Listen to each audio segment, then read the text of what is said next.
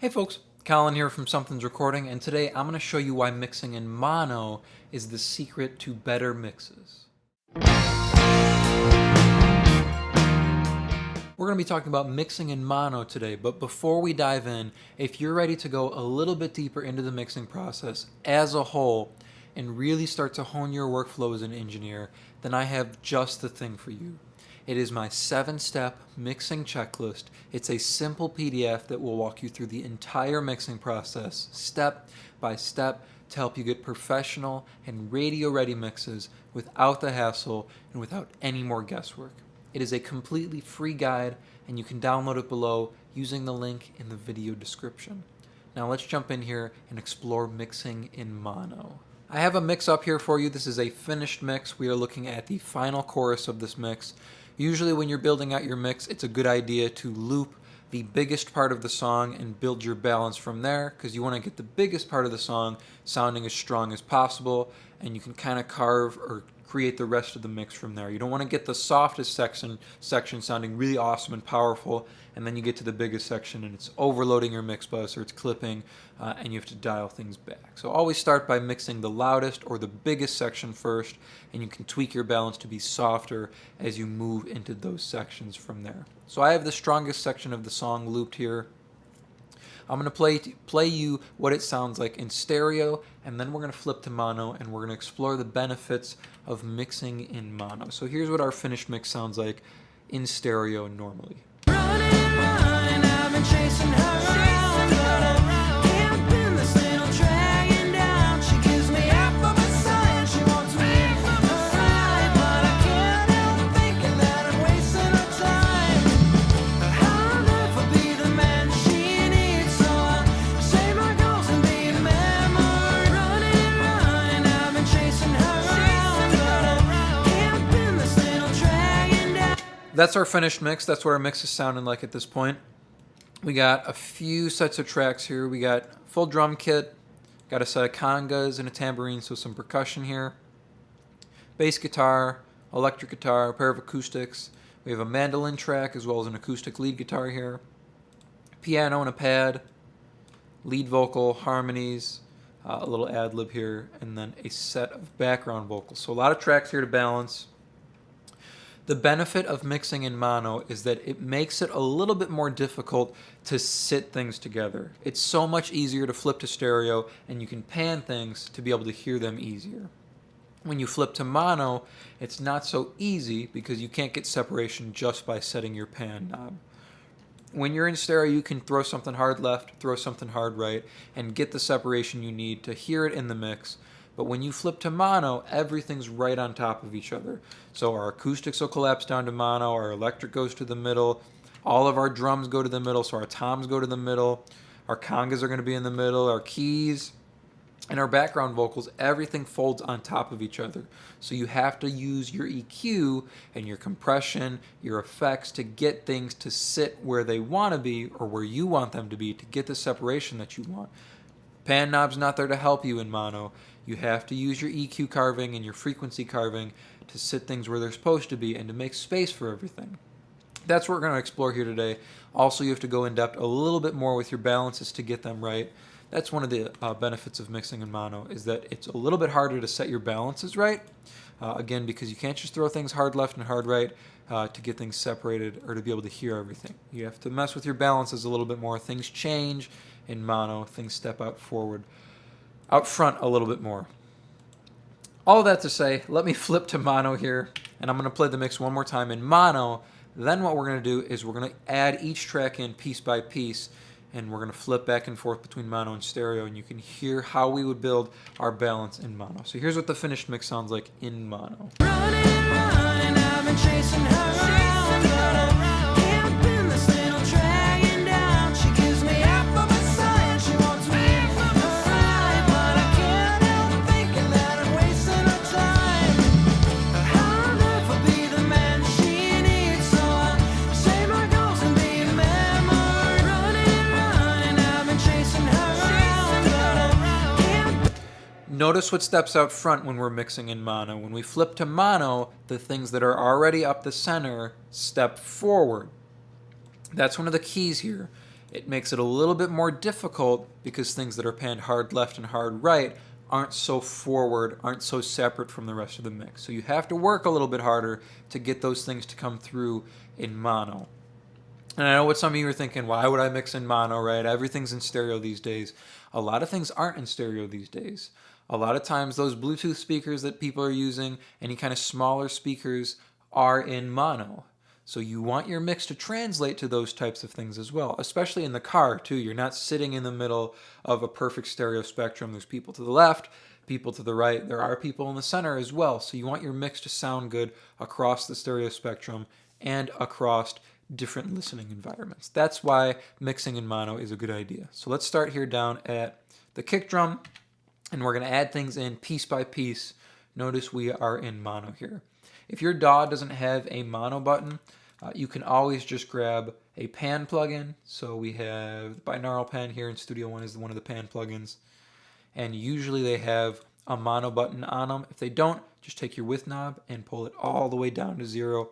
That'll set you into mono as well. One of the nice benefits here about Studio One is that they have the little stereo and mono switch, so it's easy to just click your button down here and flip your mix to mono.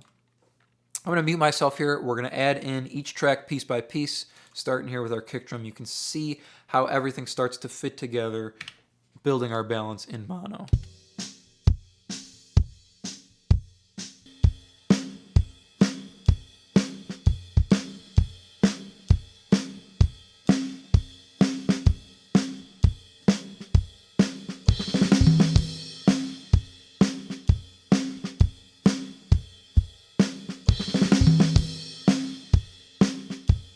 So you can see right there, if we were to flip to stereo, we get more separation between our snare and our tom there,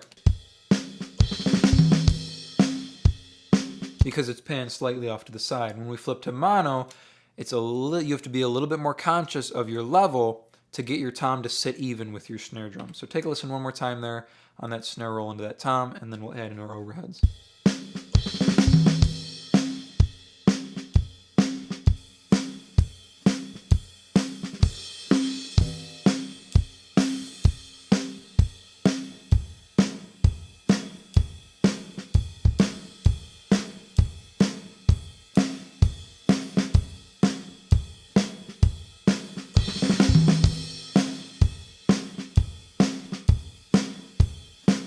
Setting your effects is something you have to be aware of as well in mono.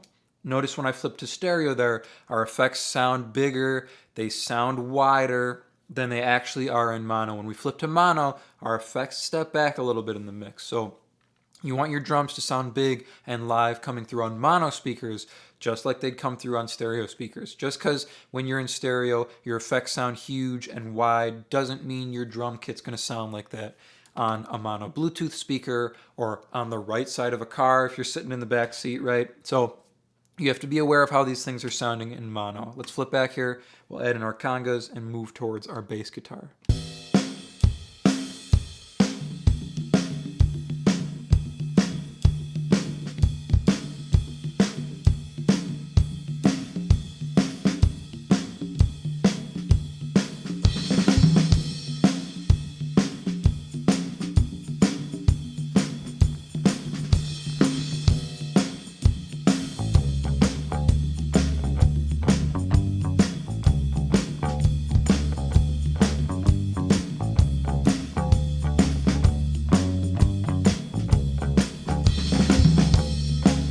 One of the things for me that's a lot easier in mono is getting my bass guitar to sit with my kick drum. When everything's on top of each other, it makes it so much simpler to get my bass guitar to sit correctly with the kick drum. Sometimes it's distracting when you have everything out wide, when you have your guitars in, big background vocals, when there's stuff way out on the sides. It makes it more difficult to focus on the relationship between my bass guitar and my kick drum in the center and to get my low end to work together. Starting this way in mono, it makes it so much easier to hear where I need to carve out room for my bass guitar and my kick drum to sit and where they're going to be in relation to my guitars frequency-wise and not just panning and volume-wise. We'll keep moving along here. We'll start throwing in our guitars.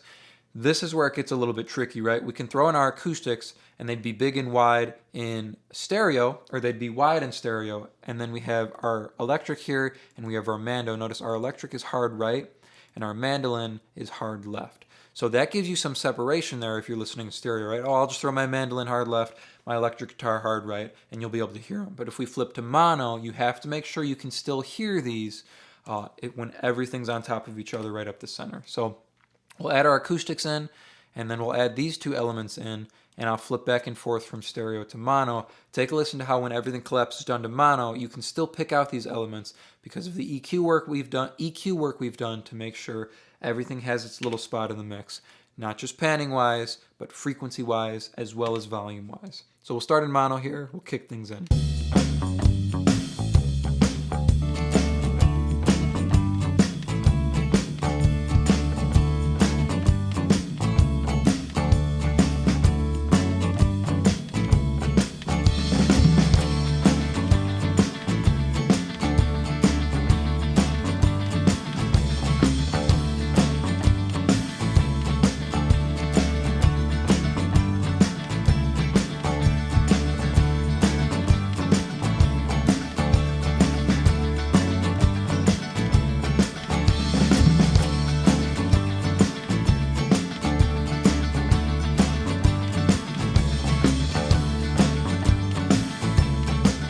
Hear all the separation we get when we flip to stereo there? Our mando and our electric guitar shoot way out to the sides and they sound a lot bigger and a lot more present than they did in mono. But when we are in mono, you can still hear your mandolin nice and clear. You can still hear the electric guitar nice and clear.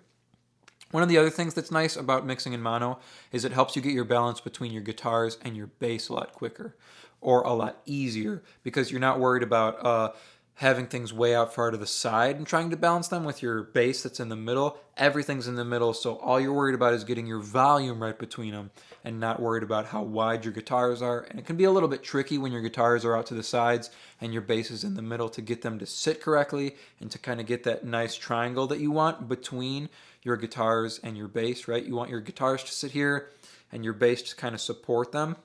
It's so much easier to put your guitars right on top of each other and pull your bass up underneath or pull your guitars up to match your bass when they're on top of each other in mono. You can get your balance right easier and you can get your frequencies right easier rather than just having your panning there to separate them.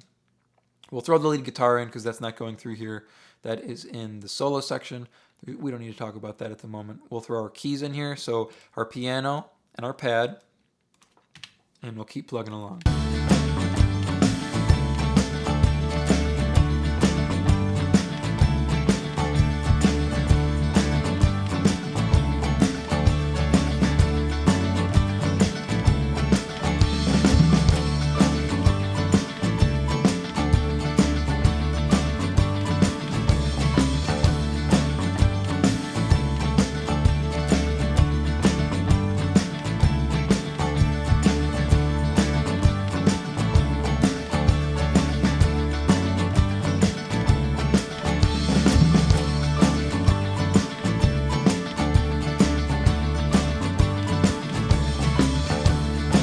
So the piano is an excellent example, of an instrument that will start to disappear in mono. If you have a stereo keyboard like this, just a 2 output, it's just a Yamaha, so we have a left and a right signal coming out of the Yamaha keyboard.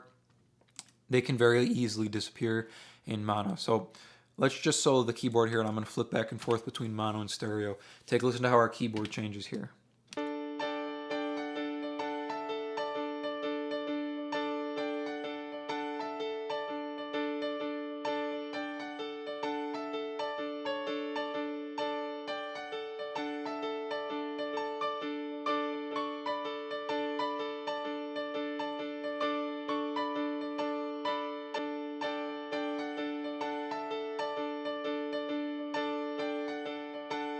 When we flip to mono, we lose a little bit of volume on our piano.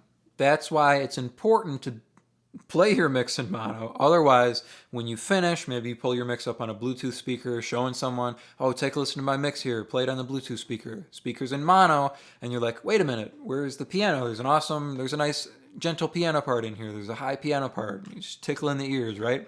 And suddenly it's not there anymore. That's why it's important to flip into mono, check your mix in mono, make sure you can still hear these elements. We have our nice boost up top here to make sure we can hear that sparkliness on the edge when we're in stereo, but it's also going to cut through when we're in mono. Just because our volume dips in mono doesn't mean our piano is going to disappear now, because we've made the appropriate boosts, the appropriate cuts on our piano on the frequency spectrum with our EQ. Got our pad in now. Just a couple elements left here to add is our final vocals here. I've been chasing her around, but I can't pin this little dragon down. She gives me half of a sign, she wants me in her life, but I can't help thinking that I'm wasting her time. I'll never be the man she needs, so I'll say my goals and be a memory. Running and running, I've been chasing her around, but I can't pin this little dragon down. She gives me half of a sign, she wants me in her life, but I can't help thinking that I'm wasting her time. The same thing we talked about with our piano is the same thing you're going to hear on our background vocals here. I'm going to play them one more time in the mix here. Notice the volume difference, the volume change, and the balance change when we flip from mono to stereo on our set of background vocals here. You can hear them because they're all hard left and right in stereo, but when we flip to mono, it sounds like they get quieter, but you can still hear them. So you want to check your balance between your lead vocal and your background vocals in mono as well as stereo. Running and running, I've been chasing her around, but I can't pin this little dragon down. She gives me half of a sign, she wants me in her life, but I can't help thinking that I'm wasting her time. I'll never be the man she needs, so I'll say my goals and be a man. Running and running, I've been chasing her around, but I can't pin this little dragon down. She gives me half of a sign, she wants me in her life. Any instruments that are in stereo are ones that you especially want to check in mono. That's why I would say build your initial balance in mono. Then when you flip to stereo, you're going to have the space you want, you're going to have the width that you want, you're going to have the separation that you want between your instruments. Your balance is going to be easier, your frequency carving is going to be easier, all because everything's on top of each other. So you're going to have to work a little bit harder to hear everything. But when you flip to stereo, you're going to be surprised at how much more space you had than if you were to build your initial balance or build your mix in stereo. Because anything that's in mono already, like you heard our lead vocal there when we were flipping back and forth, we got our lead vocal and our background vocals. Our lead vocal's in mono, so when we're flipping back and forth between mono and stereo, our lead vocal is going to stay right in the same place. It's not going to change in volume. But our background vocals are already spread wide, so they sound good in stereo, but when we flip to mono, things get a little bit quieter. We lose that space, we lose that separation that we had just because we were in stereo. So don't rely just on your panning to get your separation. Build your initial balance, your initial mix in mono, then flip to stereo. It's going to make you work harder to get your frequency balance right and to get your volume balance right between all of your tracks. I hope that was helpful for you all. As I mentioned at the beginning of the video, if you are ready to take your mixes to the next level and really start dialing in your workflow as an engineer, then I have just the tool for you, and it is completely free. It is my 7-step mixing checklist, and you can download it below to start creating more professional mixes in less time. Thank you so much for watching, and I will see you in the next video.